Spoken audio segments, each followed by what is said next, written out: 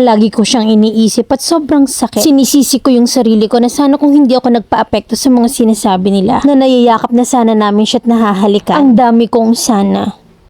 Nagkakilala kami sa trabaho at naging kami. Mabait siya, tahimik lang at wala akong problema sa kanya. Hanggang sa nagsama na kami sa isang kwarto kasi yun yung gusto niya. Dahil gusto na rin niyang magkaroon ng anak. 31 na kasi siya at ako naman ay 21. Isang gabi hindi ko alam kung bakit galit na galit ako sa kanya at doon ako natulog sa sarili kong kwarto. May sarili rin kasi akong kwarto pero dahil nga nagtabi kami doon ako natulog sa kanya. Na bago naman kami nagsama ay nagpaalam kami sa amo namin. Na pumayag din naman yung amo ko kasi kukuha rin naman daw sila ng isang katulong na ibibigay yung kwartong nabakante. That time hindi pa dumadating yung bagong kasambahay kaya naman natulugan ko muna ng gabing yun. Na hindi ko talaga alam kung bakit ako galit na galit noon sa kanya. Pinuntahan niya ako ng gabing yun sa kwarto at ang sabi ko sa kanya doon na muna ako matutulog. Sinuyo niya ako kahit hindi naman niya alam kung bakit ako nagagalit. Pinagtabuyan ko siya at ang sabi ko sa kanya matulog na siya kasi may trabaho pa kami kinabukasan. Hanggang sa 4 AM ng umagang yun ay nagduduwal ako at doon ko naisipang magpiti. Na naalala ko na hindi pa pala ako nagkaka-period that time. Pagkapiti ko bumungad sa akin ng 2 line. Sobrang saya ko noon pero hindi ko po yung sinabi agad sa kanya na ang plano ko pagkatapos pa ng trabaho namin. Pagkatanghalian ay niyaya niya akong kumain at kasabay namin kumain yung amo namin. Nung nakain na kami, doon napansin ng amo ko na parang daw sobrang saya ko. Nag-smile lang ako noon at pagkatapos namin kumain ay hinugasan ko na agad ang pinggan. And after noon ay bumalik na agad kami ng trabaho at nagriripa kami ng tinapay at ang partner ko naman ay nagro-roll. Mga bandang 2:00 ng hapon nag-open yung katrabaho namin na ex ng partner ko. Tahimik lang ako noon, nakikinig lang at ang dami nilang sinasabi about sa kanila noon na kinaiinis ko ng sobra. Umabot din kasi ng 4 na taon ng relasyon nila at naghiwalay sila dahil nag-cheat yung babae. Hindi ko alam kung bakit ako umiyak noon na dati naman ay wala lang yun sa akin. Hanggang sa nagpunta ako ng CR at doon ako nag-iiyak. Hindi ko pinansin yung partner ko noon at doon ulit ako natulog sa dati kong kwarto. Iyak ako ng iyak noon na hindi ko alam kung bakit nasasaktan ako ng sobra. Bandang 1 AM na noon at nagising ako dahil parang naiihi ako at pumunta naman agad ako ng CR. At pagkaupo ko bumuhos na yung dugo. Kinuha ko yung dugo na bilog at alam ko na baby ko yon. Iyak na ako ng iyak na wala akong nagawa at sinabi ko yun sa partner ko na nakunan ako. At nung kinuwento ko yun sa kanya, hingi siya ng hingi ng sorry sa akin. Iyak ako ng iyak noon na hanggang ngayon ay iniiyak ko pa. Na kung hindi siya nalaglag ay mag 2 months na sana siya at nagyayakap at nahahalika na sana namin siya. Hindi ko na alam yung gagawin ko kasi palagi kong umiiyak. Na kapag naalala kong lahat, palagi kong iniisip na ang sakit sobra. Sisi ko yung sarili ko dahil kung hindi lang siguro ako nagpa-apekto. Sa lahat ng mga sinasabi nila, sana nandito pa yung baby ko. Nakikita ko na sana siya at nahahalikan. Ang dami kong sana. Sa ngayon ay lumipat na ako ng trabaho at ang partner ko naman ay nandun pa rin. Hindi rin naman kalayuan ang tinatrabahuhan namin at nagkikita pa rin naman kami pag walang trabaho. Sana mamilal mapansin mo ko at pasensya na kung medyo magulo yung sulat ko. Letter sender, Karina.